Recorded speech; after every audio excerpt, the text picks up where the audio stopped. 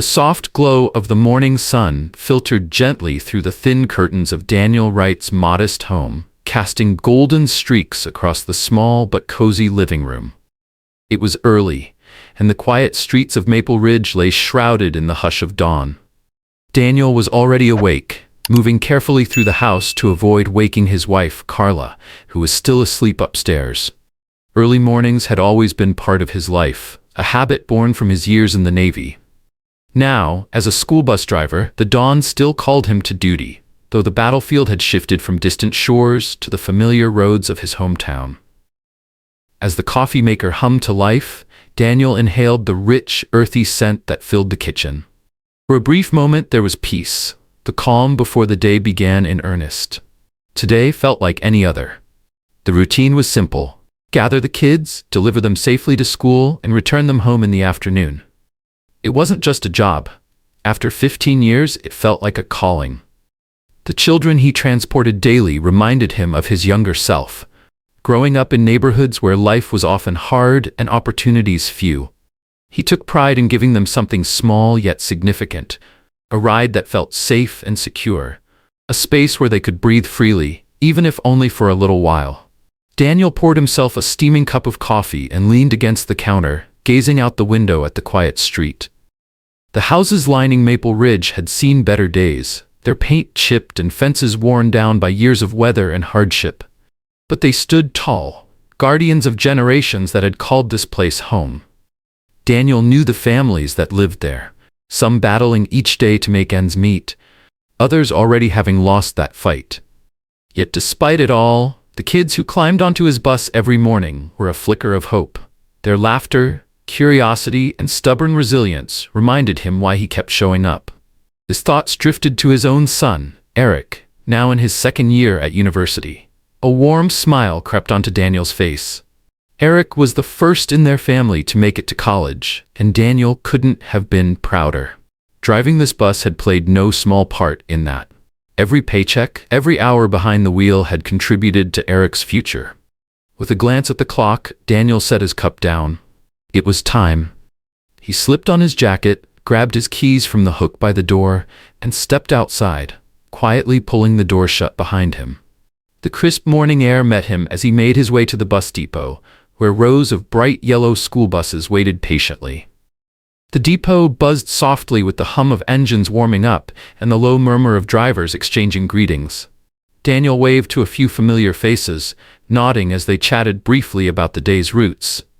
There was an unspoken bond between them, a shared sense of responsibility for the kids they transported. As he approached his bus, Daniel ran his hand along its side, feeling for dents or scratches. It was a habit he'd kept for years. One of those small rituals that gave him a sense of control. Satisfied that all was in order, he climbed into the driver's seat, the familiar hum of the engine vibrating beneath his feet like an old friend's heartbeat. Soon he was on the road, making his rounds through Maple Ridge. At each stop, children bounded onto the bus, their voices filling the air with lively chatter. There was Jaden, who never went anywhere without his basketball, always dribbling an imaginary shot down the aisle. In the front row sat Maya, her nose buried deep in a novel, a quiet refuge from the noise around her. And then there was Tyler, the class clown, who couldn't resist cracking jokes even at the most inappropriate times. Daniel knew their stories, their struggles, and their dreams. He took it upon himself to make the bus a safe haven, a place where they didn't have to think about what waited for them outside. Here, they were simply kids. As the bus filled with the final group of students, the same cheerful banter echoed around him. Daniel smiled as he caught pieces of their conversation. "Did you see the new game they just dropped?" Jaden asked excitedly from the back.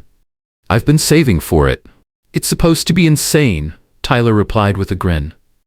Daniel shook his head, amused. He didn't always understand their slang, but the joy they found in the smallest things brought him comfort. As the bus rumbled through the sleepy streets, Daniel's thoughts wandered briefly to the weekend. He planned to visit Eric at college, maybe catch a football game together, or simply sit and chat over lunch. It had been a few months since he'd seen his son, and the longing to reconnect tugged at him more than he cared to admit. For now, though, his focus remained on the road ahead. It was just another day.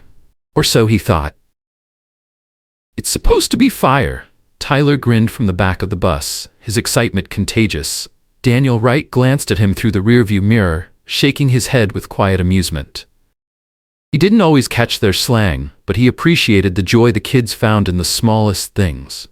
The bus rolled steadily through the streets of Maple Ridge. The kids slowly settled into their usual routines, some chatting animatedly, others dozing off or staring out the windows with headphones on. The bus felt like a small universe of its own, humming with life, yet peaceful in its own way. Daniel's thoughts drifted to the weekend. He planned to visit Eric at Central Valley University. Maybe they'd catch a game or just sit and talk. It had been a while since they'd last seen each other, and Daniel felt the familiar ache of missing his son. But as they moved through the quieter part of town, Daniel's eyes flickered to the rearview mirror, noticing something strange. A police car trailed behind them, keeping a steady distance. Its lights were off, but it was clearly following. At first, Daniel brushed it off. It wasn't unusual for patrol cars to monitor school buses, a precaution for safety. Still, something about the way it lingered made his shoulders tense. As the bus turned onto the main road, the sudden flash of red and blue lights broke the silence. The sharp wail of the siren followed. The bus immediately hushed. Conversations stopped mid-sentence, and the kids stared out the windows, whispering nervously. "What's happening, Mr. Wright?" Maya's soft voice floated from the front row, her book forgotten in her lap. "I'm not sure," Daniel replied, keeping his voice even. "Just stay calm, everyone. It'll be fine." He carefully pulled the bus over to the curb, watching through the mirror as the patrol car stopped behind them. Two officers stepped out, both white, their expressions stiff and serious. A familiar unease crept into Daniel's chest. This wasn't his first time being pulled over, and he could already sense where this was going. The way the taller officer, with his buzz cut and square jaw, walked to the driver's side window felt deliberate, too forceful for a routine check. A heavy knock on the window followed. Daniel rolled it down, looking up at the officer calmly. "License and registration," the officer demanded curtly. Daniel nodded, reaching into his wallet slowly, ensuring his movements were clear and deliberate. He handed over the documents, silently hoping this would be quick. The officer held on to them longer than necessary, flipping through the paperwork with a scowl. "What's the issue, officer?" Daniel asked politely, his voice steady but cautious. The second officer, shorter with a thick mustache, stepped closer, peering into the bus through the glass, his eyes narrowed. "Step out of the vehicle," the taller officer instructed, his tone leaving no room for argument. Daniel's heart sank. This wasn't just a check, it was something else. He could feel the weight of the kid's eyes behind him, watching, waiting. "Is there a reason for this?" Daniel asked, keeping his voice calm, though tension curled in his stomach. "Step out of the vehicle," the officer repeated, his gaze hardening. After a brief hesitation, Daniel unbuckled his seatbelt and opened the door. As he stepped onto the sidewalk, the officer motioned him toward the front of the bus, away from the children's view. But Daniel knew better. They were still watching. Some even had their phones out, recording. "Hands on the hood," the officer barked. Daniel complied, pressing his palms against the cool metal. His pulse thudded in his ears, but his face remained expressionless. Years of experience had taught him the power of restraint. One wrong word, one sudden move, and the situation could spiral. Behind him, he could hear the second officer speaking to the kids.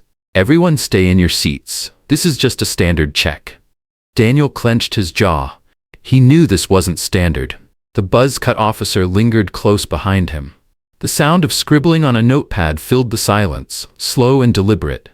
"You driving this bus legally?" The mustached officer's voice carried sarcasm, his eyes flicking lazily toward Daniel. "Seems a little out of place. You sure you belong behind this wheel?" Daniel swallowed the flare of anger rising in his throat. "Yes, officer. All the paperwork is in order," he replied, his voice measured, though the sharpness in his tone couldn't be masked entirely. The officer didn't even glance at the documents in his partner's hands. "Yeah, well, we've seen plenty of fake licenses," the mustached officer chuckled lightly. Daniel stayed silent, his grip on the bus's hood tightening slightly. From inside the bus, Jaden's voice rose just loud enough to be heard. They're treating him like he's done something wrong. Jaden whispered urgently to Tyler. This ain't right, Jaden finally said, louder this time. Quiet, Jaden, Daniel called over his shoulder, not turning around. The last thing he needed was for one of the kids to escalate things, but it was too late. The buzz-cut officer snapped his head toward the bus, his expression hardening. He stomped toward the door, pulling it open with unnecessary force. Everyone stay seated, phones away, now. The kids froze, but Jaden didn't budge. Nah, we got the right to record, Jaden shot back, his phone held high. Daniel tensed, a quiet urgency in his voice. Jaden, it's okay, put the phone down. But Jaden's eyes, fierce and unrelenting, stayed locked on the officer. They're treating him like a criminal, Jaden whispered, barely loud enough for Tyler to hear. Daniel Wright could hear the low murmurs from the back of the bus, the tension thick in the air. His hands pressed firmly against the cold hood, but his ears stayed trained on the voices inside. This ain't right, Mr. Wright. Jaden's voice rose slightly, the frustration unmistakable. Daniel straightened slightly, his voice cutting through the weight of the moment. Quiet, Jaden, he called over his shoulder, trying to keep his composure steady. The last thing he needed was for one of the kids to make things worse, but the damage had already been done. The tall officer's head jerked toward the bus. His boots thudded heavily against the pavement as he marched up the steps, yanking the door open. No one moves. Everyone stays seated, you hear me? His voice boomed, eyes darting suspiciously over the kids. The students froze. A few gripped their phones tighter, the red recording light blinking defiantly. Put those phones away, the officer snapped, but Jaden stood his ground, his phone held high. No, man. We've got every right to record this. His voice was calm, but his stance unwavering. Turn that off now, or I'll... That's enough.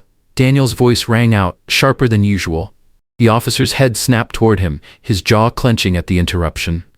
Daniel held his gaze, the usual calm in his eyes now edged with something stronger, a quiet, controlled anger.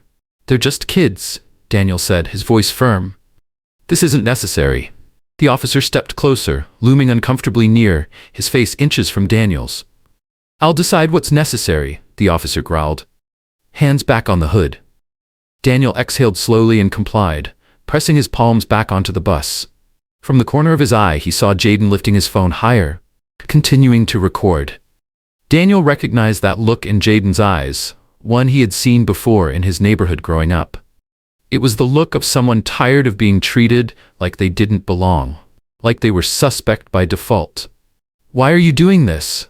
Daniel asked, keeping his tone level but unable to mask the exhaustion beneath his words. I'm doing my job, the officer replied curtly. You might have the right papers, but I need to make sure you are who you say you are. Everything is in order, Daniel said quietly, glancing sideways. You know that. The second officer, still leaning casually against the bus, crossed his arms. Maybe, he mused. Maybe not. Procedures, you understand. Daniel swallowed hard. He knew this wasn't about procedures. It never was. This was about control, a reminder of who held the authority here. Inside the bus, the weight of the situation was suffocating. Maya clutched her book to her chest, her knuckles white. Are they going to arrest Mr. Wright? She whispered nervously to the girl beside her. They're just trying to scare him, Jaden muttered, leaning forward in the aisle. Tyler, who usually found humor in everything, was unusually quiet. They're not just scaring him, he said, his voice somber. They're messing with us too. Daniel could hear their hushed voices, and something inside him cracked. They shouldn't have to witness this. Shouldn't have to see their bus driver being treated like a suspect simply because of the color of his skin. The officer with the mustache finally stepped forward, glancing at his partner. I think we should take him in, he said casually, loud enough for Daniel to hear. Just to be safe. Daniel's stomach dropped. You can't do that, he said firmly, lifting his hands from the hood and turning to face the officers. I've got kids on this bus. I'm responsible for getting them to school. Their parents are waiting. We'll find them another driver, the mustached officer shrugged. Meanwhile, you're coming with us. The tension inside the bus snapped like a rubber band stretched too far. Jaden shot to his feet. His phone was still recording, and his voice carried clearly. You're not taking him. He didn't do anything. The officer with the buzz cut whipped around, storming back toward the bus door. "Sit down, kid, or You'll what?" Jaden's voice didn't waver. "Arrest me too?" The officer stepped closer, but Daniel quickly moved, positioning himself between them. "That's enough," Daniel said, his voice low but filled with authority. He met the officer's gaze, unflinching. "They're just kids," Daniel repeated slowly. "You're not laying a hand on them." For a long moment, no one moved. The officer glared at Daniel, but behind him, Jaden kept his phone steady. The tension crackled in the air like an electric charge. Finally, the mustached officer let out a sigh. "Let's wrap this up before this goes further." The taller officer hesitated but eventually relented, stepping away from the bus door. Daniel felt the tight knot in his chest loosen slightly, though his body remained rigid with adrenaline. He knew the situation had already gone too far. The officers conferred quietly, their voices low and indistinct. After a few moments, the mustached officer turned back to Daniel. "All right," he muttered grudgingly. "You can go, but next time, watch yourself. We'll be watching." Daniel held his tongue, nodding stiffly. As the officers returned to their patrol car, Daniel exhaled and walked slowly back onto the bus. The kids watched him intently, their wide eyes filled with concern. "You okay, Mr. Wright?" Jaden asked softly. Daniel forced a smile, though the weight in his chest lingered. "Yeah, kid," he said gently. "I'm okay." "I'm okay," Daniel Wright said quietly, though deep down he knew it wasn't true. This wasn't the first time something like this had happened, and the worst part was knowing it wouldn't be the last. But today felt different. The kids had seen everything. Their bright, hopeful eyes had witnessed the whole ordeal, and Daniel feared how that might shape their view of the world. He turned the key in the ignition, the bus rumbling to life beneath him. "All right," he said, forcing his voice to sound normal. "Let's get you all to school." But the air felt heavy. The usual playful chatter was gone. The silence clung to the bus like fog as Daniel drove the final stretch toward Ridgeway Middle School. When he pulled into the school parking lot, Daniel gripped the steering wheel tighter than usual. The students filed out in near silence, a stark contrast to the usual burst of energy and noise. Jaden was the last to leave. Before stepping down, he gave Daniel a small nod, his phone still gripped tightly in his hand. Daniel forced a thin smile in return, but inside, he felt like he was barely holding together, stretched to the breaking point. By the time he parked the bus and headed toward the driver's lounge, the weight of the morning hit him fully.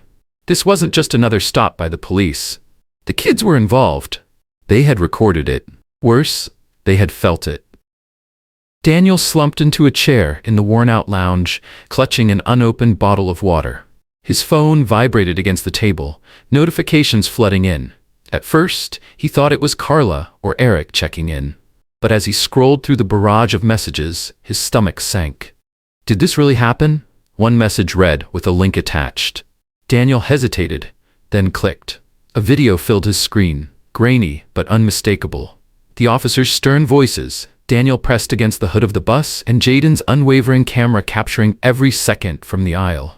The video was everywhere. Twitter, Instagram, Facebook, thousands of shares, and the views were climbing by the minute. Daniel's eyes locked onto the caption Jaden had written. "I thought this was just another day. Nope, not for us." It hit Daniel like a sledgehammer. The comments below spilled over with anger and disbelief. What the hell is wrong with these cops? He was just doing his job. Fire those officers now. This is why we can't trust the system. Daniel's phone didn't stop buzzing. Activists had already picked up the video, organizing protests outside the police station. Local news outlets were running the footage, calling it another example of racial profiling. Daniel barely had time to process it when his phone rang. "Daniel, it's Principal Harrison," the voice on the other end said. "We've got parents calling in." They saw the video. Daniel exhaled slowly, pinching the bridge of his nose. "I figured they would." "They're furious," Harrison continued. "Some of them are already on their way to the school." Daniel rubbed his forehead, the weight pressing down on him. "What do you need me to do?" "Come to the office. They want to hear from you directly." When Daniel stepped into the school's front office, several parents were already gathered. Some paced anxiously, while others sat with their arms crossed, frustration written all over their faces. The mood shifted as soon as they saw him, A mother approached first, gripping his hand tightly. "Mr. Wright, thank you. My son told me everything. You stayed calm and kept them safe." Daniel nodded, the words sticking in his throat. But not everyone was as understanding. A man stormed forward, waving his phone in Daniel's face. "You're going to explain to me why my kid had to sit through this?" he demanded, his voice sharp. "You think this is okay?" Before Daniel could answer, another parent stepped between them. "Hold up. This wasn't his fault," the second parent said firmly. "You saw the video. They went after him for no reason." Voices rose quickly as the room divided, frustration spilling over into arguments. "Please," Principal Harrison interjected, raising his hands for silence. "We're all on the same side here. Let's focus on what matters, making sure this doesn't happen again." Outside, the situation was escalating. A small crowd had already gathered in front of the police precinct, holding signs that read, "Justice for Mr. Wright" and "Fire the officers." Reporters flocked to the scene, cameras rolling, and standing near the front, holding a handmade sign that read, "Our driver, our hero," was Jaden. When a reporter approached him, Jaden didn't hesitate. "Mr. Wright has always looked out for us," Jaden said, his voice steady but fierce. "He didn't deserve this. None of us did." The clip spread like wildfire, fueling the online movement. Within hours, hashtags like "Justice for Daniel" and "Respect our drivers" were trending across social media. Daniel's phone rang again. This time, it was Carla. "You okay, baby?" she asked, her voice soft but filled with concern. "I saw the video. Eric saw it too. He's furious." Daniel sighed deeply, the exhaustion sinking into his bones. "I'm okay. It's just been a lot." "You're a good man, Daniel. I just hate that this keeps happening." "Yeah," Daniel whispered. "Me too. I saw the video. Eric saw it too. He called me, furious." Carla's voice softened through the phone. "I'm okay," Daniel Wright assured her, though the weight in his voice told another story. "It's been a day." "You're a good man, Daniel. I just hate that this keeps happening to you." Daniel exhaled quietly, staring out the window into the night. "Yeah," he whispered. "Me too." As the sun dipped below the horizon, the small protest outside the police precinct grew louder. Parents and students continued to gather, standing in solidarity with Daniel. The crowd swelled, their signs and voices demanding accountability, not empty promises. Daniel sat at the edge of his bed that night, exhaustion pressing down on him like a heavy blanket. It wasn't just about him anymore. It was about the kids on that bus, the families in his community, and everyone who had ever felt the sting of unjust suspicion. His phone buzzed softly on the nightstand. It was a message from Jaden. "You always tell us to stand up for what's right. Just following your lead, Mr. Wright." Daniel's chest tightened, but this time it wasn't anger or frustration. It was something lighter. The knot in his stomach eased just a little, and for the first time that day, he allowed himself a faint smile. The fight wasn't over, not by a long shot, but at least now, he knew he wasn't standing alone. The next morning, Daniel woke to his phone vibrating nonstop. Messages poured in from every direction. Journalists were requesting interviews, parents were reaching out with words of support, and activists were asking him to join their causes. Even before his feet hit the floor, Daniel felt the weight of it all. Carla stood in the doorway, arms crossed, concern etched into her face. "Daniel, you need to see the news." He sat up slowly as Carla handed him her phone. The live broadcast on the screen showed the crowd outside the police station had grown overnight. The reporter's voice filled the room. "Protests continue this morning as community members demand justice for Daniel Wright, the school bus driver stopped and humiliated by police in front of students. The department has announced that the officers involved have been placed on administrative leave pending an investigation. However, the public is calling for immediate action." Daniel handed the phone back with a sigh. "They're just trying to protect themselves," he muttered. Carla sat beside him, resting her hand on his shoulder. "They know they messed up. They just don't want to say it." Daniel nodded, feeling both restless and drained. The situation had spiraled far beyond anything he could have imagined. It wasn't just about him anymore. It had become something bigger. Another reminder of the injustice that people like him faced every day. Later that morning, Daniel's phone rang again. It was Principal Harrison. "Daniel, I need you to come to the school." The principal's voice was calm but deliberate. "There's something you should see." When Daniel arrived, he was surprised to find a large crowd gathered on the front lawn of Ridgeway Middle School. Parents, students, and community members stood together, holding signs and chanting for justice. The air buzzed with emotion, anger, frustration, but also hope. Principal Harrison greeted him at the entrance. "Come on," he said, leading Daniel toward the auditorium. "The kids wanted to do something for you." Daniel's heart felt heavy as he followed. When the doors opened, Daniel froze. The auditorium was packed with students, his students. Across the stage, banners stretched from wall to wall. In large, bold letters they read, "Our driver, our hero." At the microphone stood Jaden. The usual playful spark in his eyes had been replaced with determination. "We're here today because what happened to Mr. Wright was wrong," Jaden's voice rang out, steady but filled with emotion. "He's always been there for us. Now it's our turn to stand up for him." The room erupted in applause. Daniel sat quietly in the front row, overwhelmed by the support surrounding him. His eyes stung, but he blinked back the tears. These kids, his kids, weren't backing down. After the rally, parents approached Daniel, some shaking his hand and others offering words of encouragement. "We've got your back, Mr. Wright," one mother said firmly. "You're part of this community, and we're not going to let them treat you this way."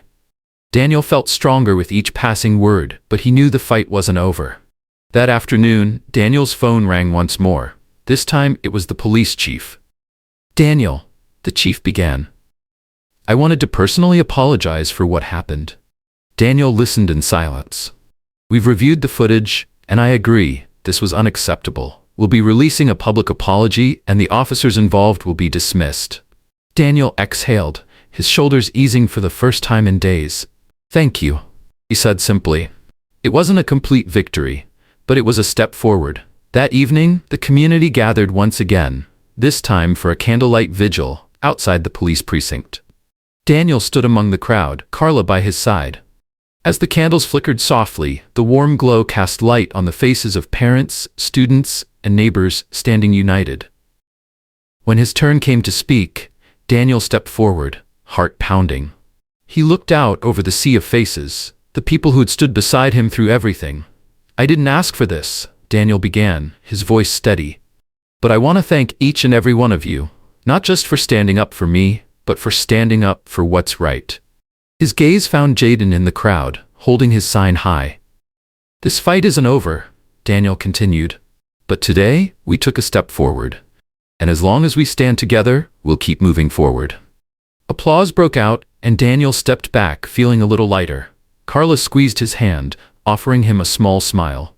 The road ahead wouldn't be easy, but Daniel knew one thing for sure. He wasn't walking it alone.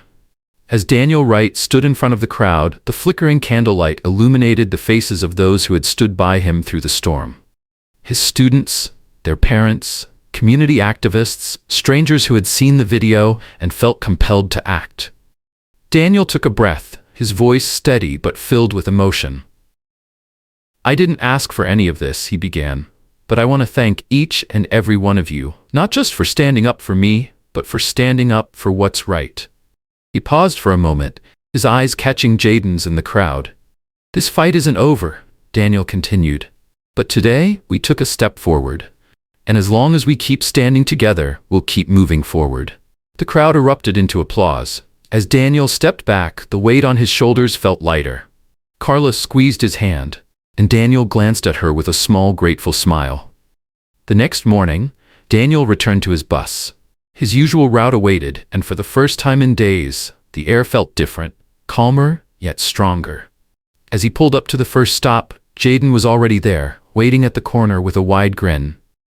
"Ready for another ride, Mr. Wright?" Jaden asked, his phone tucked securely in his pocket. Daniel chuckled, a warmth spreading in his chest. "Always ready, kid. Let's get moving." One by one, the other kids climbed aboard, their usual energy restored. Laughter, jokes, and chatter filled the bus once again, creating that familiar hum of normalcy Daniel cherished. As the bus weaved through the familiar streets, Daniel found his mind drifting over the events of the past few days. The frustration, the protests, the fear, it had all been painfully real. But so was the outpouring of support, the solidarity, and the strength that had risen from the community. He knew this wouldn't be the last time he faced prejudice. The system wouldn't change overnight, and there would be more challenges down the road. But today, he felt something new, something that had been missing for a long time. Hope. Not just for himself, but for the kids who rode his bus every day, for the community that had rallied behind him, for every person still fighting for respect and justice. As the bus approached the school, Daniel glanced into the rearview mirror. The kids laughed and played, their joy a reminder of why he kept going. They weren't just passengers, they were his responsibility, his joy, his reason. Daniel smiled to himself. We're going to be okay. Because no matter the obstacles ahead, Daniel Wright knew one thing for sure. He wasn't facing them alone anymore.